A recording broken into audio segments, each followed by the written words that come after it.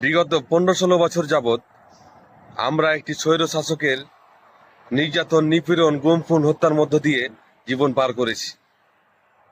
আপনারা হয়তো ভুলে গেছেন ছাত্র আন্দোলনে গিয়ে কতজন নিজের হাত, পা, চোখ, এমনকি জীবনটা হারিয়েছেন।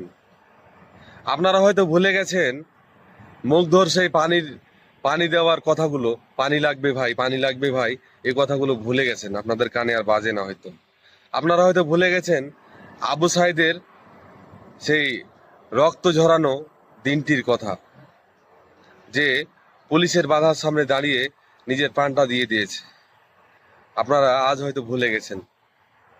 না হয় আওয়ামী লীগকে নিয়ে আপনাদের এত পজিটিভ চিন্তা ভাবনা কিভাবে আসে?